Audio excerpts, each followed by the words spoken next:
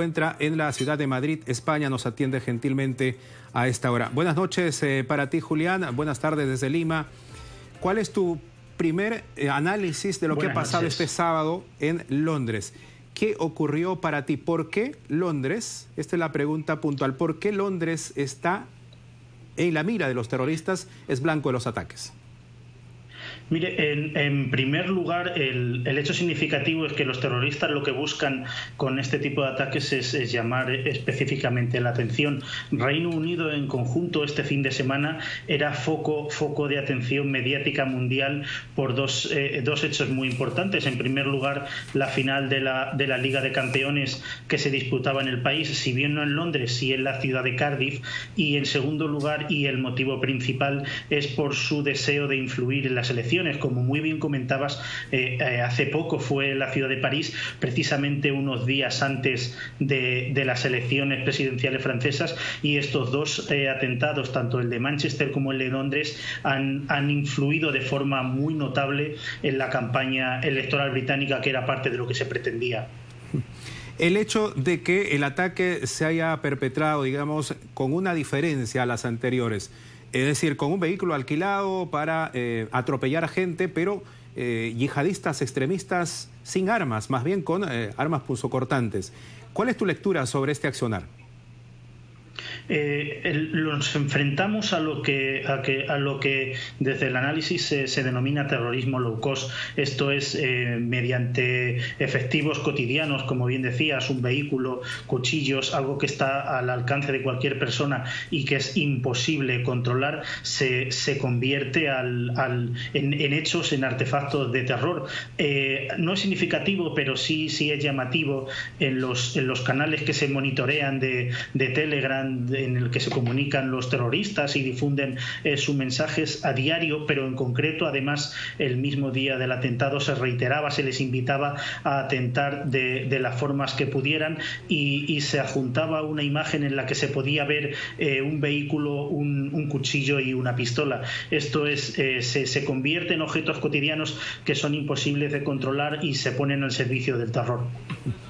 Estaba escuchando a un analista decir de que estos sujetos actúan en células, es decir, en grupos, pero el cerebro nunca cae, el cerebro siempre está al margen de esto. Por eso es que cuando ISIS reivindica sus atentados, dice, han muerto soldados nuestros, pero la cabeza siempre está, digamos, en salvaguarda.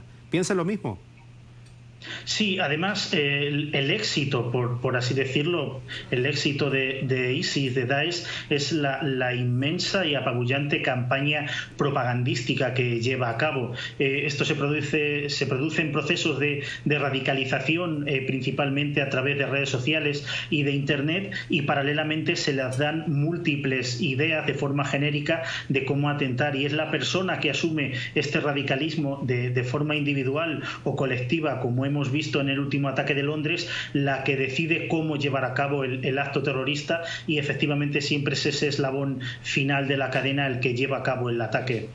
Un aspecto llamativo que ha dejado este ataque, Julián, del último sábado, es que la gente ya interiorizó esa frase: no le tenemos miedo al terrorismo.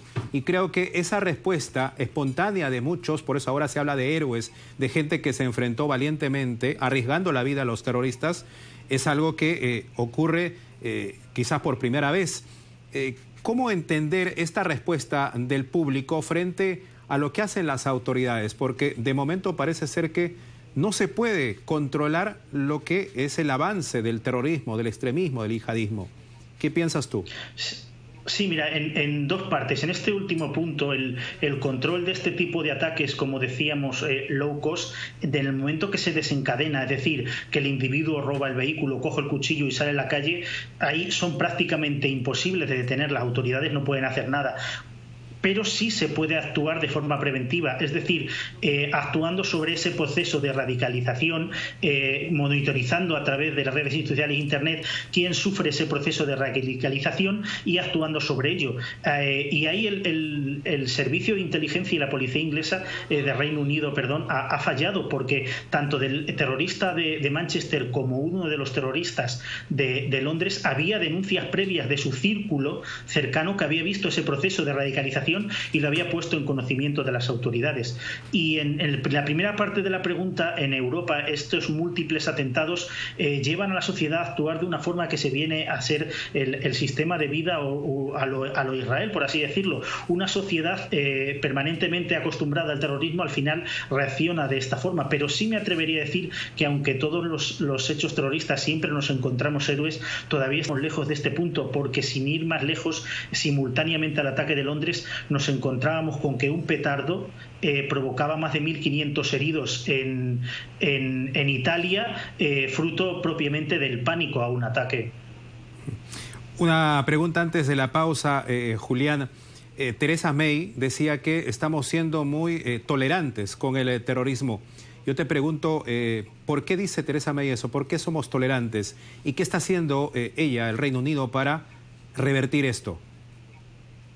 Sí, a nivel policial o militar quizá no tanto, pero creo que se refiere más a nivel de extremismo. Es decir, en Reino Unido políticamente se ha dado una sensación de libertad religiosa y no se ha perseguido ni se ha expulsado, por ejemplo, a los imanes radicales que en mezquitas salafistas propagan el odio de forma abierta a aquellos fieles musulmanes que quieren escucharlo. Y creo que en ese factor se refería efectivamente a eso. Si bien lo fundamental es el intercambio de información entre los distintos servicios de inteligencia, y aquí la primera ministra Theresa May no ha demostrado una excesiva inteligencia en este punto, porque no hay que olvidar que en el decálogo, en la lista de condiciones que se han presentado a la Unión Europea para el proceso del Brexit, que planea sobre todo esto, uno de los puntos era que a voluntad, en el momento de salir de la Unión Europea, Reino Unido podría cortar de forma unilateral los canales de comunicación antiterrorista.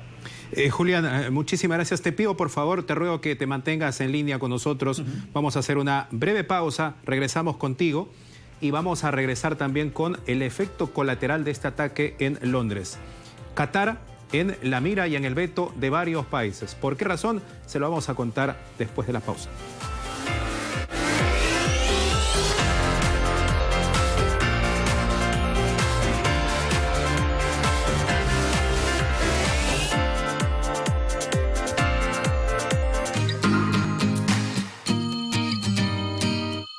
¿Cómo actuar ante una crisis de asma? Lo primero es sentar al paciente y pedirle que se tranquilice respirando lenta y seguramente, usando el inhalador cada 30 a 60 segundos hasta un máximo de 10 veces y al mismo tiempo llamar a la ambulancia o ir a la emergencia. El asma puede ser mortal, debe tomarse muy en serio.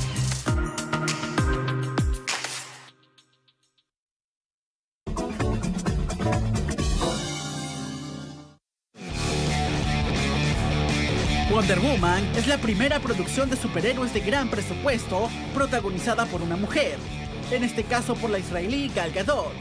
Sin embargo, en anteriores películas y series de éxito ya han aparecido heroínas, como es el caso de la misma Mujer Maravilla, que fue interpretada con gran éxito en los 70s por Linda Carter.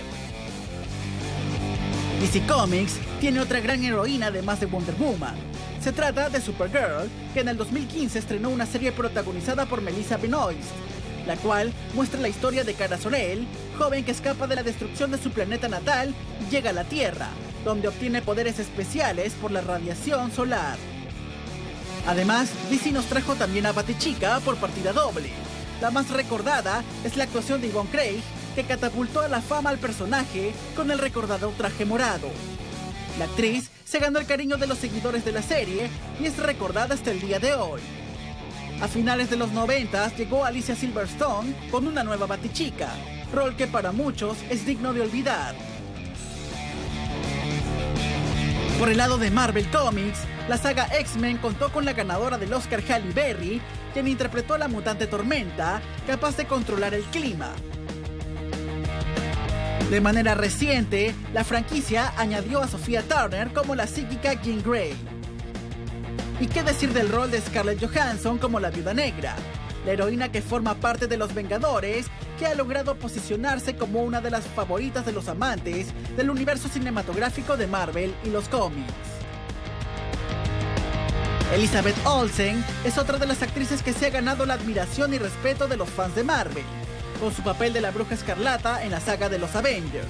Sin duda alguna, muchas son las heroínas que han sido presentadas en cine y televisión, y muchas son las que seguirán llegando con este boom de los superhéroes que cada vez tiene más adeptos.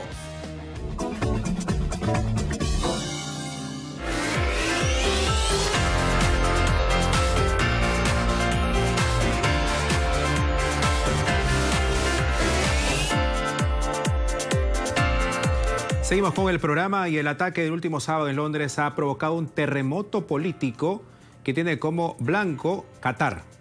Varios países, como Arabia Saudita, otros 6 países árabes rompieron relaciones diplomáticas con Qatar.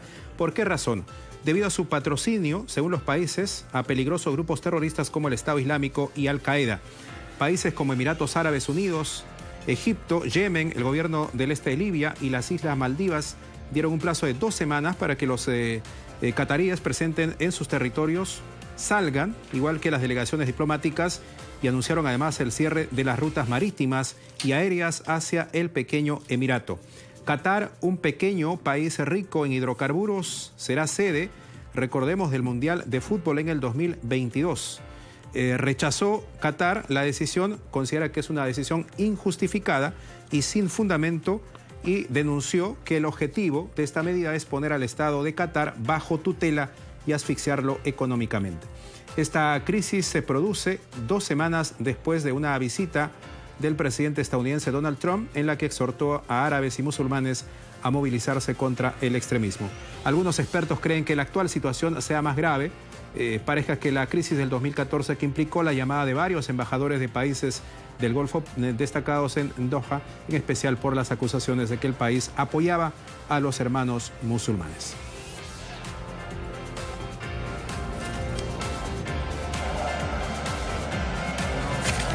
Antes de retornar con nuestro entrevistado a España, a Madrid, vamos a ver los países países árabes que rompen relaciones con Qatar, para que tengan una idea y más claro de lo que estamos hablando. Ahí tenemos a Libia, Egipto, Bahrein, Arabia Saudita, Emiratos Árabes Unidos, Yemen, países vecinos que han decidido tomar esta decisión, romper relaciones diplomáticas con Qatar. Vamos a ver cómo transcurre estos días posteriores, porque ya lo mencionamos, hay un rechazo de Qatar, considera que es una medida injustificada.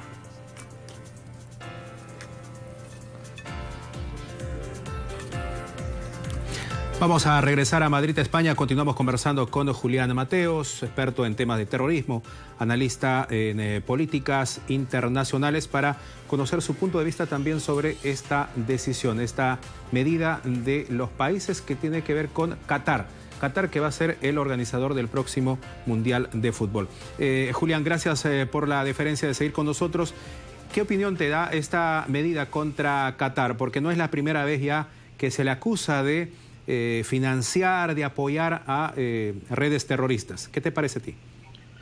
Sí, pues mira, en primer lugar hay que tener en cuenta que en los últimos años se está produciendo un movimiento geopolítico en la zona del Golfo Pérsico y Oriente Medio, en el que nuevos actores o actores que ya tenían peso quieren recomponer las estructuras de poder, y nos encontramos con un enfrentamiento frontal, que esto es signo de la religión musulmana desde casi los orígenes, con un enfrentamiento entre chiíes y suníes, y esta representación de bloques confronta por un lado a Arabia Saudí y a otro por Irán y los países satélites, y esto no es más que, entiendo, que un proceso más de esos conflictos diplomáticos a media escala que se engloban en esa reestructuración de los poderes tanto en Oriente Medio como en el Golfo Pérsico.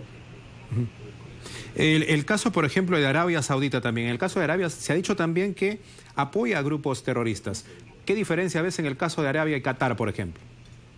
Sí, efectivamente, no hay país del Golfo Pérsico que no tenga su acusación de terrorismo, y hemos visto cómo el último tramo de la administración Obama fue tremendamente crispado y tenso con Arabia Saudí, pese a ser su principal socio en la zona, ya que hay un colectivo de víctimas del 11S que acusan directamente a Arabia Saudí de financiar, si no total, parte del ataque terrorista del 11S, y como tal se llevaron a cabo iniciativas legislativas deportivas que pretendían poder pedir responsabilidades judiciales a este país, por lo que te digo que no hay país de la zona que no tenga su particular acusación de patrocinio del terrorismo. Por eso englobo esta decisión más en ese contexto de lucha interna, geográficamente localizada, que el hecho en sí de apoyo o patrocinio de terrorismo puntualmente que tenga que ver con el atentado de Londres, por ejemplo. Finalmente, Julián, ¿qué es lo que va a pasar? Es difícil saberlo, pronosticar lo que va a pasar, pero desde tu experiencia, desde tu conocimiento, ¿cómo crees que va a evolucionar este tema? El veto inicial, la ruptura de relaciones diplomáticas, por ejemplo, ¿se pondría en riesgo la organización del Mundial de Fútbol? Falta mucho todavía, pero ¿qué va a pasar en el corto, mediano plazo, por ejemplo? De momento ya se anuncia la cancelación de vuelos por parte de compañías importantes de varios países.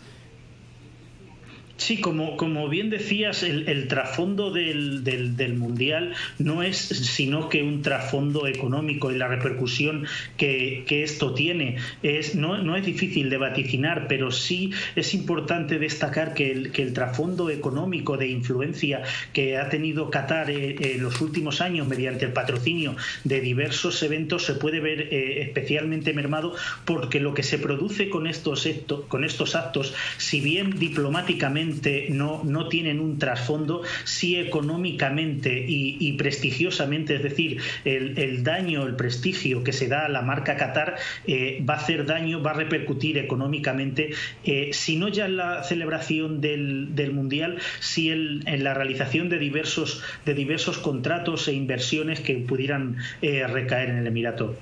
Perfecto, Julián Mateos, te agradezco mucho, muy amable por tu deferencia para la audiencia, los televidentes en Perú, muy amable, hasta otro momento. A vosotros, un placer, un saludo. Gracias, Julián Mateos, analista experto en temas internacionales desde la ciudad de Madrid.